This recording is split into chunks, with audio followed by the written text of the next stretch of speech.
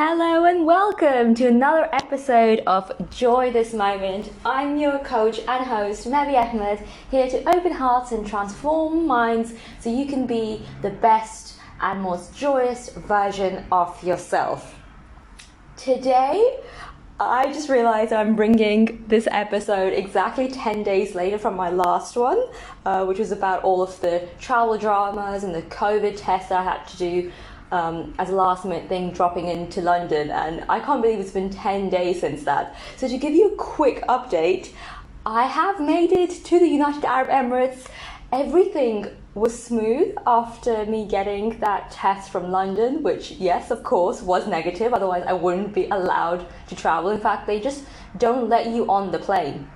So I flew from Norwich, and right there the airline checked that I had a negative COVID test, and then it was checked again at Amsterdam. I had to go through temperature screening, sign a few more forms, and then on the plane I just signed a few more bits of paperwork. So there was just a lot of paperwork.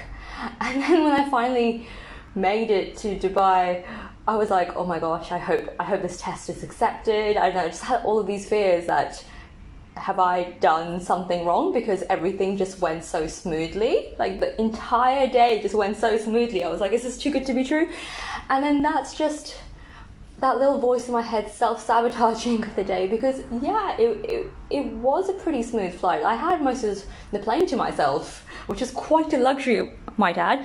Bucket list item ticked. Always wanted to travel like a queen, and I felt like a queen in that moment.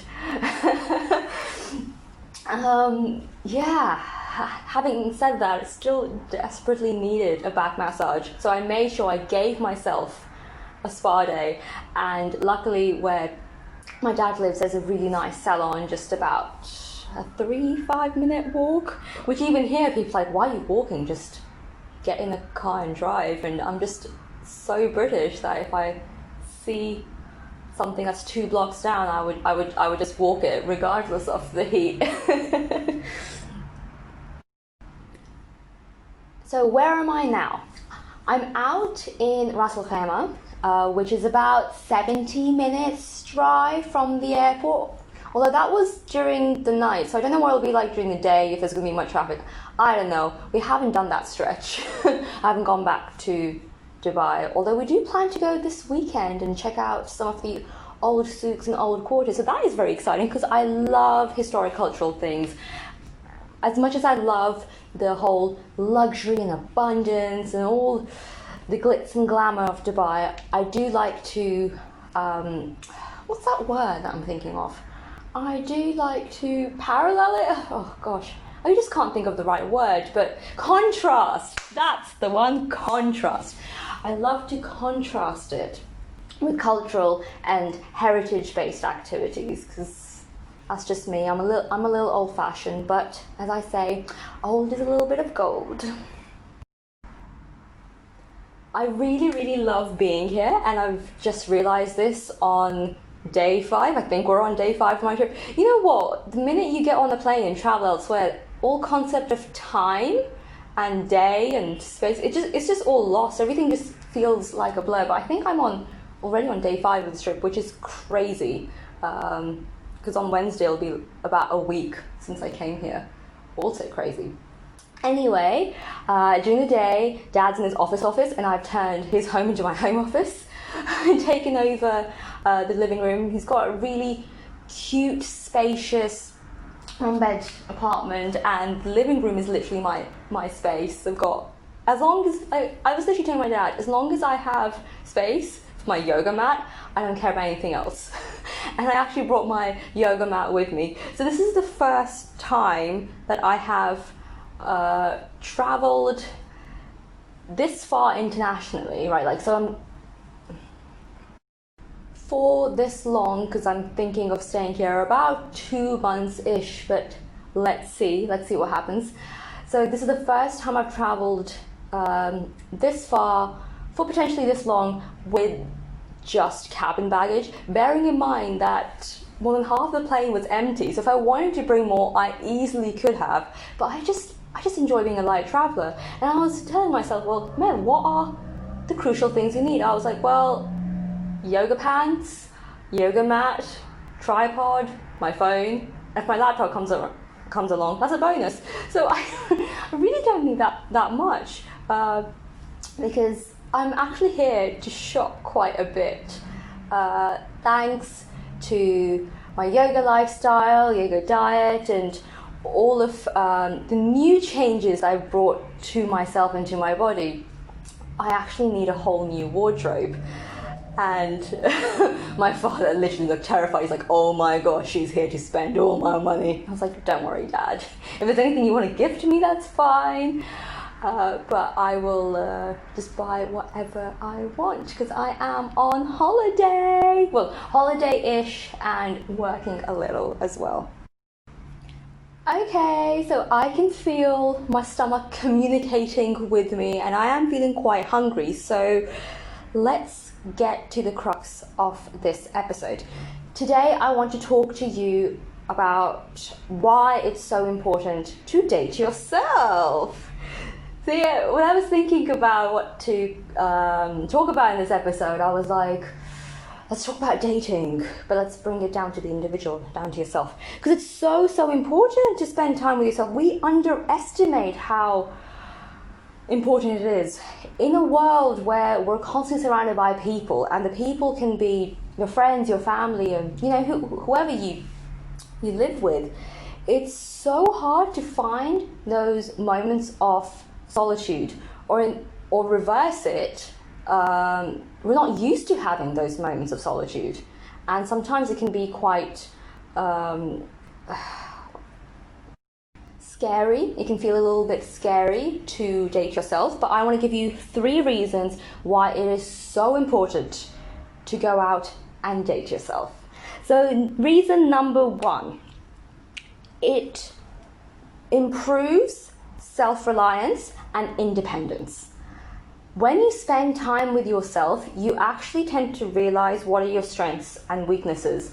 And this doesn't mean just, sitting there and journaling and writing about your strengths and weaknesses. It's literally giving time to explore places yourself. So for example, you go on a coffee date with yourself, or you go and explore like a local tourist site, and any little problems that may come up. So for example, there might, if there's an issue with a taxi, or there's any little adventurous moments, you really learn how to take care of yourself, because in that moment you have to rely on yourself. You haven't got anyone else around you, or maybe you do, but you're just trying to use your own resources. You're trying to rely on your mind, and in the same way you're trying to grow your mind as well. And this really fosters an independent mindset where you really are growing by challenging yourself, and every time and teaching yourself how to literally survive any situation. In fact, you become your own Superman, Superwoman, super person, and how cool is that? So it really builds the self-reliance and independence. Reason number 2, it's the best way to learn about yourself, and by extension, learning to love yourself. Because we are just so busy, we are living in this productivity world, this world that thrives on productivity, results. When you date yourself, you're giving yourself that quiet space to really figure out who you are as a person. And you'll realize the more dates you go on with yourself, that every time you discover something new about yourself, and every time you discover that something little new, you're like, oh wow, I do love that about myself. So for example, I love the fact how I love the little things in life. Just going to a coffee shop and having a little nice chocolate mocha latte, or whatever's on their specials, and just enjoying that first sip just brings me so much joy. Sitting in the sun, reading a good book, or listening to a good podcast, that brings me so much joy. sitting in silence and people watching and just observing what others are doing. That, funny enough, brings me joy, because I love studying people and I love studying human behavior as a hobby. I don't know if you can tell from this podcast or not, but yeah, I definitely love doing that. So you just discover these little things and you keep extending that bits of self-love. And it's so important to constantly do that, because we are in a world that does, unfortunately, thrive on negativity. There's a lot of negativity everywhere you see, from the news to media to politics, self-limiting beliefs about ourselves. So any moments where we're sitting there observing ourselves, learning about ourselves and saying, wow, I really love that I was able to stand up and present myself. I love the fact that this person was overcharging me and I asserted myself and got the price that I wanted. Like, it's just those little wins which are amazing, and even better when you document them as you go along, because moving forward, say you're sitting in an interview and you're having to discuss your strengths, weaknesses, well then you know yourself so much by that point where that you're just able to roll it off and you don't even have to prep at that point, which is kind of cool. So yeah, date yourself to learn about yourself. Oh, and here I want to add something that is so crucial. And this wasn't actually on my list, because I made a list of the things I wanted to talk about, and it's just popped into my head, which is brilliant, which is why I love doing these unfiltered, candid episodes, because you just never know what gold pops up.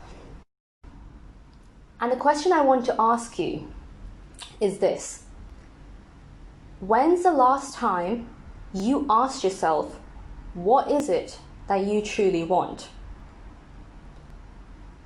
When is the last time you asked yourself, what is it that you truly want? What is it truly that you desire?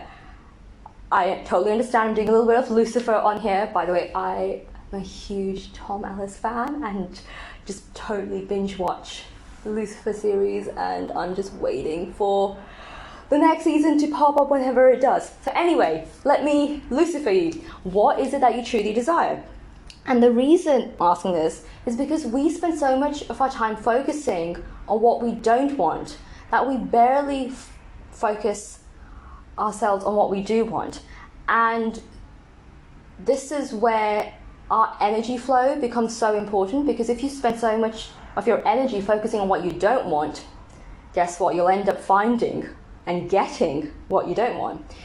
If you shift your attention towards what is it that you want out of life, out of your career, out of your relationship, out of everything, constantly ask yourself what you want, then it's an energy shift, it's a paradigm shift. You're actually focusing on really what you want, which sounds so simple, but it's very hard to do, because here's the thing: we are constantly surrounded by examples of what we don't want, and we pick them up and we keep internalizing them, and then sometimes discovering that, hey, why do I keep finding the stuff that I don't want? Well, guess what? You're directing your energy towards there.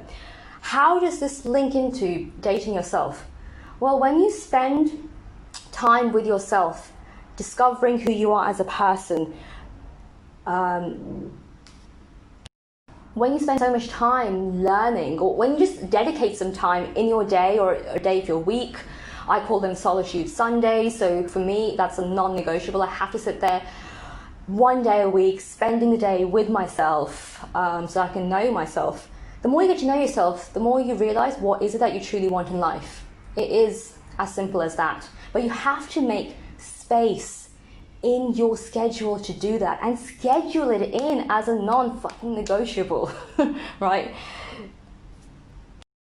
Otherwise, you'll go through life just rushing from here and there and thinking this is what I want, but I'm not really sure. And you know what? That's okay-ish. But are we here to be just okay-ish, or are we here on this world to be fucking brilliant? Because we have a limited time on this planet, right? So you want to make the most of every day, and that doesn't mean constantly doing.